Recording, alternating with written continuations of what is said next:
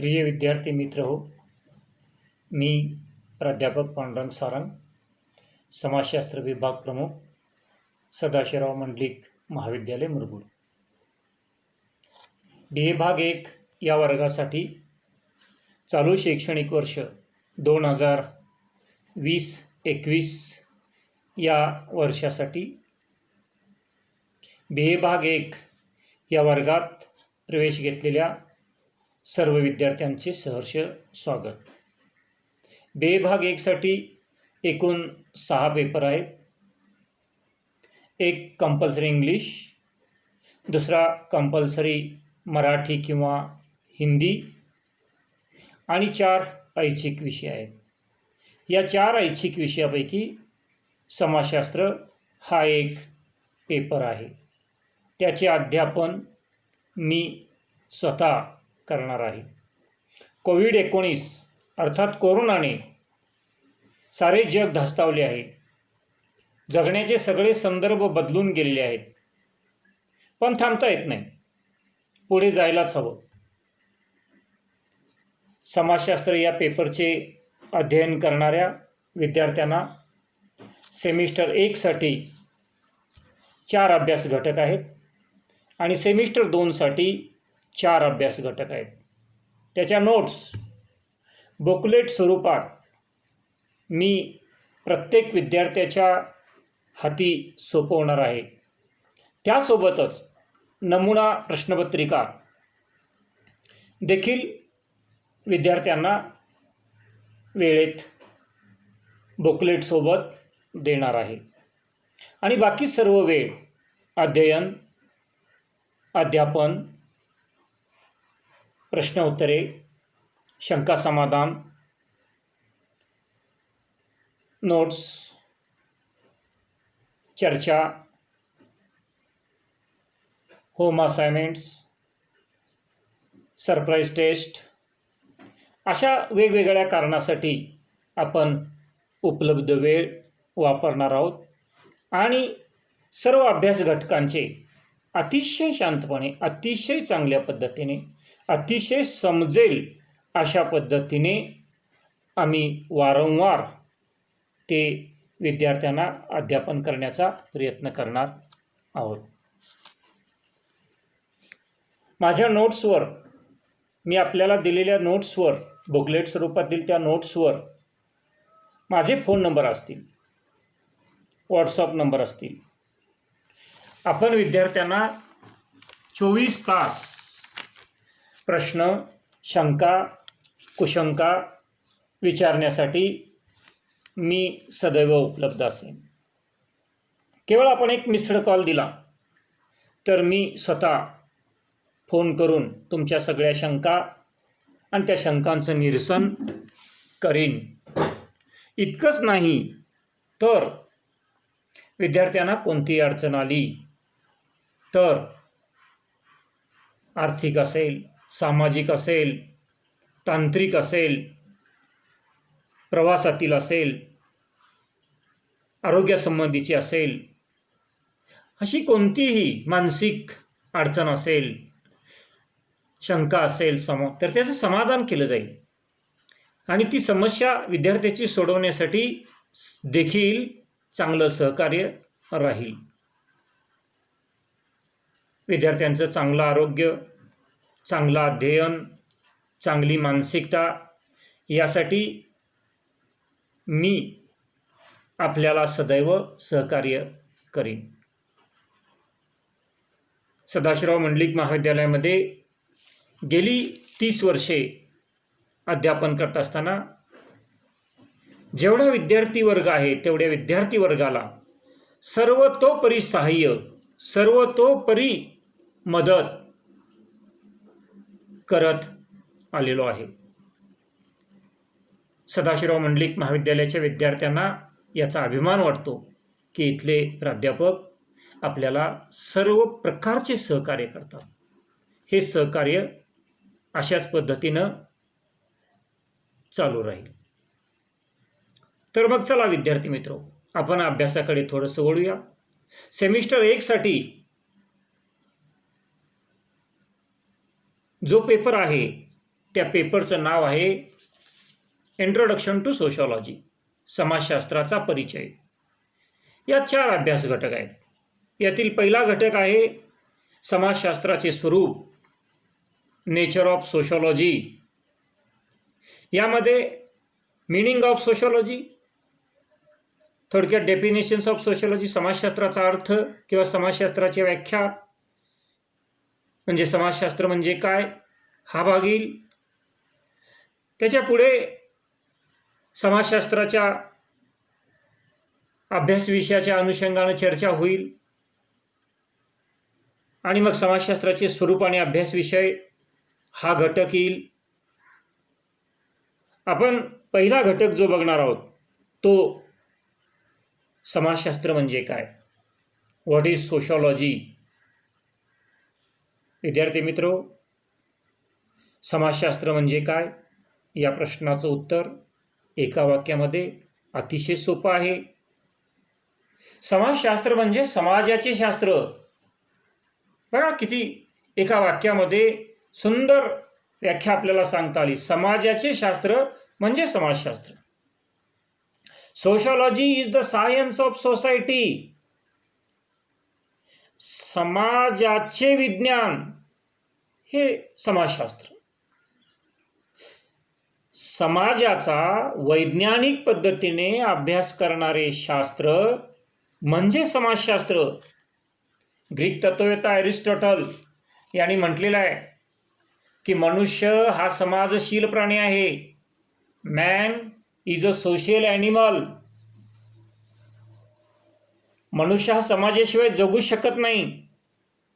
समाज हा मनुष्याचा आत्मा आहे. समाज मनुष्याच्या जन्मापासून मनुष्याच्या मृत्यूपर्यंत समाज हा मनुष्याशी निगडीत आहे, त्याच्या श्वासासारखा आहे तो. आणि म्हणून समाजाशिवाय त्याला राहता येत नाही, जगता येत नाही. आणि म्हणून मनुष्याचं समाजाशी असणारं जे नातं आहे, हे नातं प्रत्येक माणसाचं माणसाशी असलेलं, समाजाशी असलेलं नातं असं एक वेब, जाळं तयार होतं. आणि याचा अभ्यास समाजशास्त्रामध्ये केला जातो. समाजाचे 2 प्रकार आहेत. एक मानवेतर प्राण्यांचा समाज आणि दुसरा मानव प्राण्यांचा समाज. असे 2 प्रकार का केले? मानवेतर प्राण्यांचा समाज म्हणजे मनुष्य सोडून सर्व प्राणी, सर्व पक्षी, सर्व कृमी, सर्व कीटक, चराचरातील सर्व सजीव जे आहेत ते मानवेतर समाज. आणि केवळ मनुष्य हा एक वेगळा समाज आहे आणि त्याला म्हणून मानव समाज असं म्हटलं. आणि म्हणून समाजाचे 2 प्रकार पडतात. मानवेतर प्राण्यांचा समाज आणि मानव प्राण्यांचा समाज किंवा मानव समाज. मानवेतर प्राण्यांचा समाज याच्यामध्ये मी म्हटल्याप्रमाणे, मगाशी सांगितल्याप्रमाणे सर्व सजीव आले. मानव सोडून इतर सर्व चराचरातील जीव, सजीव, जलचर, उभयचर, पक्षी, कृमी, कीटक सगळे आले. यांचा असा वेगळा समाज का मानला गेला? तोही समाज आहे, तेही समाज करून राहतात, पण ते जगताना केवळ अनुवंशिक तत्वावर जगतात किंवा जैविक तत्वावर जगतात. अनुवंशिक तत्व म्हणजे जैविक तत्व, म्हणजे निसर्गानं त्यांना जन्माला आल्यापासून मरेपर्यंत, अस्तित्वापर्यंत निसर्गानं त्यांना जेवढं म्हणून उपजत ज्ञान दिलेलं आहे, त्या उपजत ज्ञानावरच ते जगतात. त्यांना वेगळं ज्ञान निर्माण करता येत नाही. त्यांना वेगळी संस्कृती निर्माण करता येत नाही. केवळ अनुवंशिक ज्ञानावर म्हणजे उपजत ज्ञानावर फक्त ते जगतात. नवीन ज्ञानाची निर्मिती करता येत नाही, नवीन काही शिकता येत नाही, नवीन काही ज्ञान निर्माण करता येत नाही.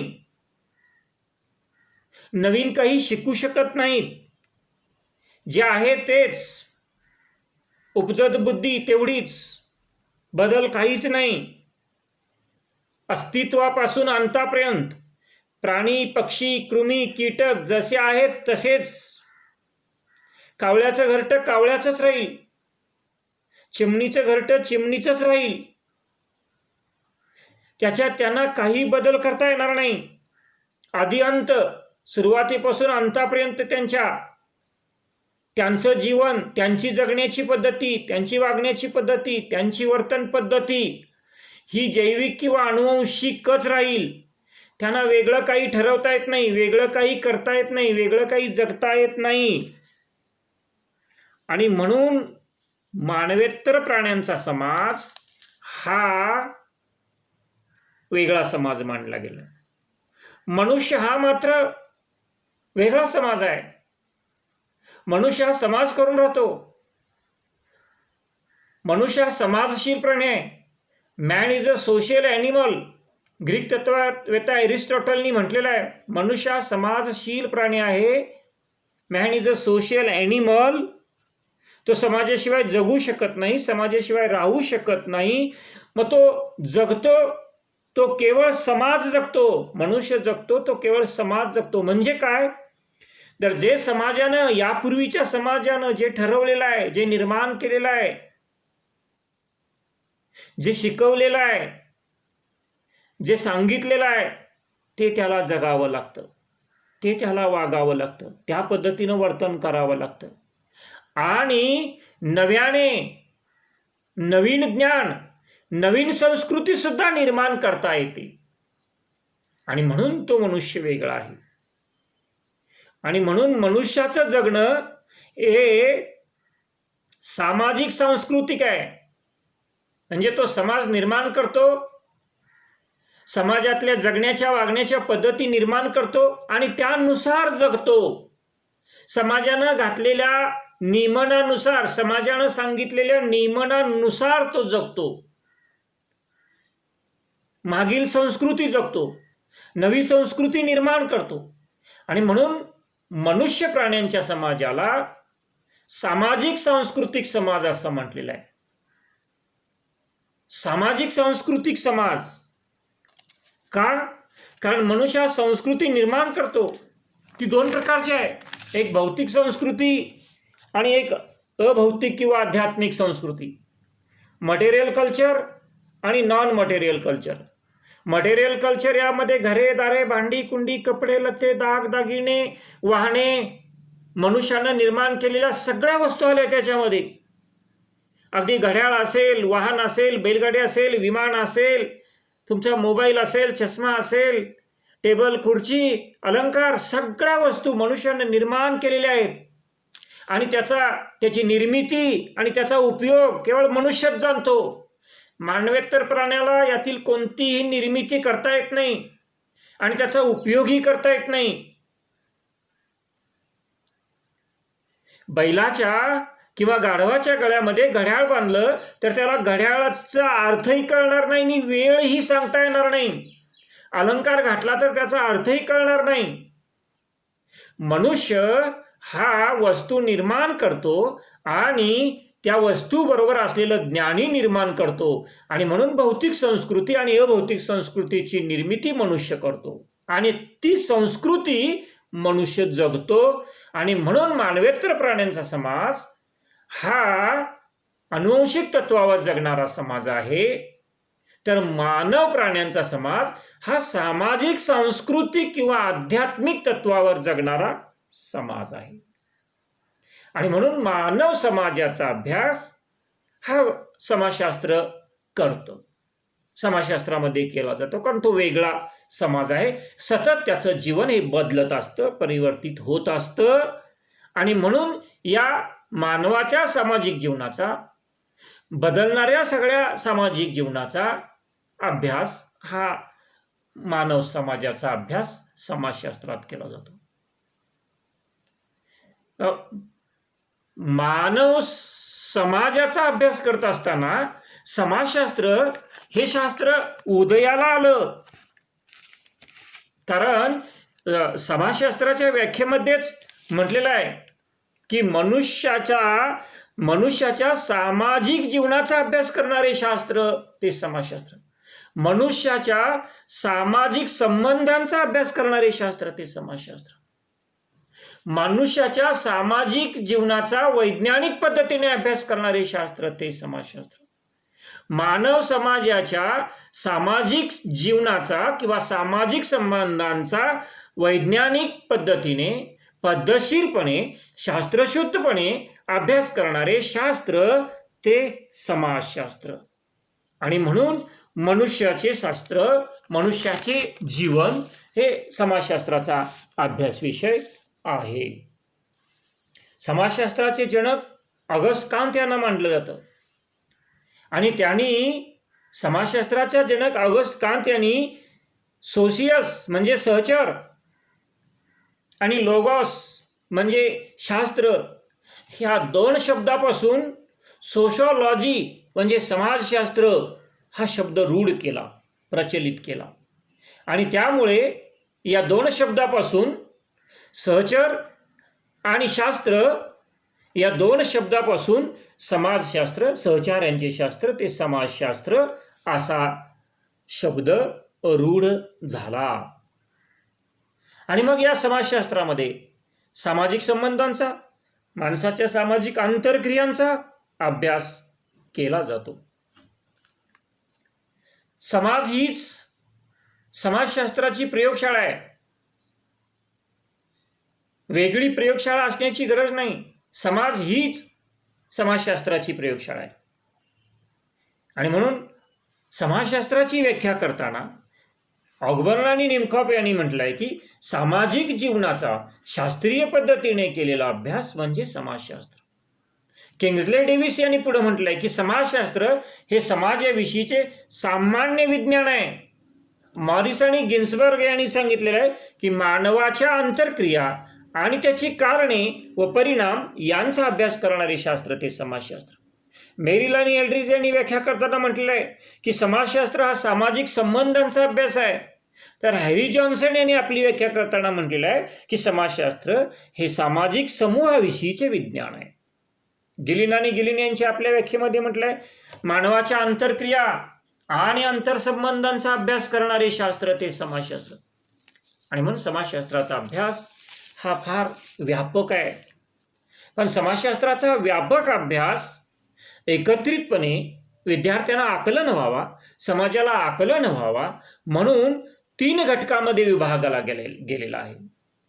आणि ते 3 घटक समाजशास्त्रज्ञांनी केलेले आहेत.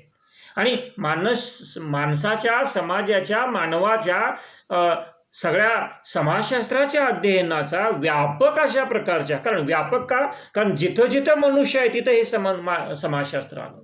अगदी गल्लीपासून ते विश्वाच्या शेवटच्या टोकापर्यंत समाजशास्त्र आहेच. मानवाच्या सामाजिक आंतरक्रिया आहेतच, मानवाचे सामाजिक संबंध आहेतच. आणि म्हणून या व्यापक सामाजिक संबंधांचा, या व्यापक आंतरक्रियांचा, या व्यापक मानवी सामाजिक जीवनाचा अभ्यास करण्यासाठी समाजशास्त्रज्ञांनी समाजशास्त्राचा अभ्यास विषय 3 घटकामध्ये वर्गीकृत केलेला आहे, वर्गीकरण केलेलं आहे. हे 3 घटक कोणते?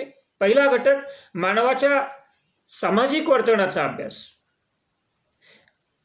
मानवाच्या सामाजिक वर्तनाचा अभ्यास असं का म्हटलेलं आहे? वर्तनाचा अभ्यास असं म्हटलेलं नाही, मानवाच्या सामाजिक वर्तनाचा अभ्यास. कारण मानवाचं वर्तन हे सामाजिक वर्तन मानलं गेलं आहे. कारण मनुष्याचं कोणतंही वर्तन हे दुसऱ्याच्या वर्तनाचं कारण आणि परिणाम असतं. दुसऱ्याच्या वर्तनाचं कारण आणि परिणाम असतं. असं का? मनुष्य हसला, उगीच हसला का? वेडपटपणानं असला का? नाही. काहीतरी कारण आणि काहीतरी परिणाम, इतर मानवाच्या कारण आणि परिणामातून ते हसे. मनुष्य रडला, मनुष्य रागवला, मनुष्य रुसला, मनुष्य भांडला, मनुष्यानं पराक्रम केला, मनुष्यानं खून केला, मनुष्यानं अन्याय, अत्याचार, हिंसा, अहिंसा काही केला असेल तर ते मानवाच्या इतर वर्तनाचा कारण आणि परिणाम ठरतं. आणि म्हणून मानवाच्या सामाजिक वर्तनाचा अभ्यास मनुष्याला कसंही जगता येत नाही. मनुष्याला समाजानं सांगितलेलं आहे त्या पद्धतीनं जगावं लागतं. समाजानं घालून दिलेल्या नियमनांच्या पद्धतीनं. कायदा आहे, रूढी आहे, प्रथा आहेत, परंपरा आहेत, चालीरीती आहेत. समाजानं हे संस्कृती निर्माण करून, सामाजिक नियमाने निर्माण करून जगण्याच्या वागण्याच्या रीती पद्धती ह्या रूढ केलेल्या आहेत. आणि म्हणून कसंही वर्तन मानवाला करता येत नाही, काहीही वर्तन करता येत नाही, मनाला येईल त्या पद्धतीनं वागता येत नाही. समाजानं आणि संस्कृतीनं कसं जगायचं, कसं वागायचं, कसं राहायचं, कसं बोलायचं, कसं चालायचं हे सगळं शिकवलेलं आहे, सांगितलेलं आहे, त्याची घडी घालून दिलेली आहे, त्याची सामाजिक पद्धती, जीवन पद्धती ठरलेली आहे. आणि त्या पद्धतीनं माणसाला जीवन जगावं लागतं, त्या पद्धतीनं वागावं लागतं. आणि म्हणून माणसाच्या सामाजिक वर्तनाचा अभ्यास, सोशल बिहेवियर, सामाजिक वर्तन, या सामाजिक वर्तनाचा अभ्यास हा समाजशास्त्राचा पहिला अभ्यास घटक मानला गेलेला आहे. दुसरा, मानवाच्या सामाजिक समूहांचा अभ्यास, मानव समाजांचा आणि त्यातील समूहांचा अभ्यास. मानव समाजाचा आणि त्यातील समूहांचा अभ्यास असं का म्हटलेलं आहे? कारण मनुष्य हा एक समाजशील प्राणी आहे, मनुष्य हा समाजाचा घटक आहे आणि समाज हा मानवांचा आहे. आणि म्हणून मानव समाज हा अखिल विश्वातील समाज एक आहे. पण अखिल विश्वातील मानव समाज एक असला तरी त्या अखिल विश्वामध्ये, समाजामध्ये वेगवेगळे समाज, वेगवेगळे समूह निर्माण होत गेले आहेत. विश्व एक असेल पण त्याच्यामध्ये देश वेगवेगळे आहेत, देश एक असेल पण त्याच्यामध्ये राज्य वेगळे वेगळे आहेत, राज्य एक असेल परंतु त्याच्यामध्ये जिल्हे वेगळे वेगळे आहेत, जिल्हा एक असेल पण त्याच्यामध्ये तालुके, त्याच्यामध्ये गावं, त्याच्यामध्ये हे सगळ्या गल्ल्या आणि घरं, असे समाज आणि त्याचे समूह. म्हणून मानवाच्या समाजाचा आणि त्यातील समूहांचा अभ्यास म्हटलाय. धर्म, वेगवेगळे धर्म आले, वेगवेगळे धर्म, वेगवेगळ्या जीवन पद्धती, वेगवेगळ्या चालीरीती. आणि म्हणून धर्माचा अभ्यास करत असताना वेगवेगळ्या धर्मांचा अभ्यास आला. म्हणजे धर्माचा अभ्यास आणि त्यातील वेगवेगळ्या धर्मांचा अभ्यास. म्हणून समाजाचा अभ्यास आणि त्यातील सामाजिक समूहांचा अभ्यास. मग धर्माच्या आधारावर समाज वेगवेगळे समूह आहेत, प्रांताच्या आधारावर समूह आहेत, पंथाच्या आधारावर समूह आहेत, भाषेच्या आधारावर समूह आहेत. वेगवेगळ्या निकषानुसार वेगवेगळे समूह येतात. जात, धर्म, पंथ, भाषा, प्रांत या सगळ्यानुसार वेगवेगळे समूह, उपसमूह हे निर्माण होतात. आणि म्हणून मानवाच्या समाजाचा, मानव समाजाचा आणि त्यातील समूहांचा, वेगवेगळ्या समूहांचा, वेगवेगळ्या प्रकारच्या समूहांचा अभ्यास हा समाजशास्त्राचा अभ्यास विषय. आणि तिसरा घटक आहे अखिल मानव समाजाचा अभ्यास. अखिल मानव समाजाचा अभ्यास असं का म्हटलं? कारण मनुष्य हा शेवटी एक आहे, विश्व एक आहे. आणि मनुष्याची जीवन पद्धती ही, वर्तन पद्धती ही ज्या त्या संस्कृतीनं केली असेल, निर्माण केली असेल, तरी सुद्धा एका माणसाच्या वर्तनाचा अभ्यास केला तर तो जगातील सगळ्या माणसांच्या वर्तनाच्या अभ्यासाला लागू पडतो. एका माणसाच्या जीवनाचा अभ्यास केला तर जगातील सगळ्या माणसाच्या जीवनाला तो कमी अधिक प्रमाणात लागू पडतो. आणि म्हणून एमिल डुर्खाइम यांनी आत्महत्येच्या सिद्धांताची मांडणी केली. आत्महत्येचा, मानवाच्या आत्महत्येचा विचार केला. आत्महत्या एक सामाजिक घटक आहे, आत्महत्या एक सामाजिक विषय आहे, एक सामाजिक समस्या आहे. मग आत्महत्येचा अभ्यास करत असताना त्यांनी भले काही प्रांतातील, भले काही प्रदेशातील घटकांचा अभ्यास केला असेल, माणसांचा अभ्यास केला असेल, परंतु आत्महत्येचा सिद्धांत मांडल्यानंतर त्यांनी आत्महत्येच्या सिद्धांतामध्ये सांगितलेली कारणे असतील, त्याचे परिणाम असतील, ही कारणे आणि परिणाम विश्वातील सर्व माणसांना लागू पडतात. विश्वातील सर्व माणसांना त्याच कारणांनी आत्महत्या करावी लागते आणि त्याच पद्धतीचे परिणाम भोगावे लागतात. आणि म्हणून आत्महत्येचा एमिल डुर्कहाइम यांचा सिद्धांत हा विश्वातील सर्व माणसांना तंतोतंत लागू पडतो.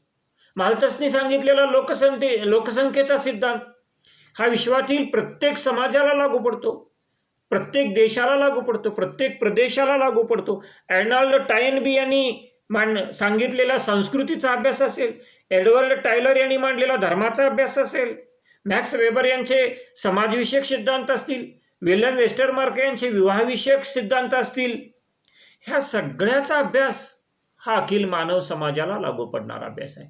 त्यातील सांगितलेली तत्वे, त्यांनी प्रतिपादन केलेले नियम, त्यांनी त्यात होत असलेले परिवर्तन, या सगळ्याचा प्रत्येक मानव समाजाला लागू पडणारा घटक आहे. आणि म्हणून अखिल मानव समाजाचा अभ्यास हा तिसरा घटक याच्यामध्ये सांगितलेला आहे. हा पहिला घटक विद्यार्थी मित्र की समाजशास्त्राच्या व्याख्या आणि समाजशास्त्राचा अभ्यास विषय. यापुढे आपण एक एक घटक अशा पद्धतीनं शांतपणे समजावून घेणार आहोत. धन्यवाद.